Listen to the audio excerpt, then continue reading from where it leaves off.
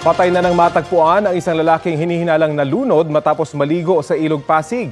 Balitang hatid ni Darlene Kai. Dito sa Pasig River sa bahagi ng Binondo, Maynila, nalunod ang 33 taong gulang na si Jonathan Pava. Construction worker si Pava at nandito lang ang barracks nila sa tabi ng ilog.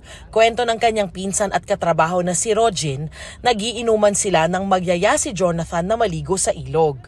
Sabi niya po, gusto niya po sumisid dyan, gusto niya lumangoy. Sabi ko, son, wag mo nang pilitin yung sarili mo dyan kasi malulunod ka lang dyan. Kaya hindi kami sasama dyan.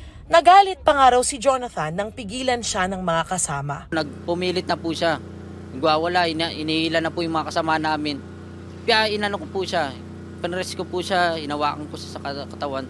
Talaga nagpumiglas po siya na, hindi, ako na lang. Nagwala siya yan. Tamaya, nung sabi niya, huwag ka sumunod sinakal niya po ako. Sabi niya ang ganun, huwag ka nang sumunod, maya tumalon siya. Nasa 30 minuto daw na lumalangoy-langoy si Jonathan. Nakita pa raw siya ng kanyang mga katrabaho na nagfo-floating, inaangat ang ulo, hanggang sa mapunta siya sa gitnang bahagi ng ilog. Hanggang hindi na uli siya nakita. Doon na nagtalunan ang kanyang pinsan at iba pang katrabaho para sagipin si Jonathan. Pagpunta po namin doon, wala na.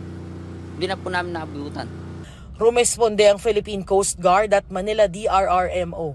Pahirapan daw ang search and rescue operations ng mga diver ng PCG. Ang Pasig River po kasi maputik po talaga yan, kaya medyo mahirap. Tapos yung current po ng tubig malakas din po. Matapos ang isang oras, nakuha ang bangkay ng si Jonathan. Dito nga po sa amin sa lungsod ng Maynila, yung Pasig River na yan, masyadong maburak nga po, kaya hindi po talaga pinagbabawal po ng lungsod na gawing liguan po yan. Darlene Kai, nagbabalita para sa GMA Integrated News. Kapuso, para sa mga maiinit na balita, mag-subscribe sa GMA Integrated News sa YouTube.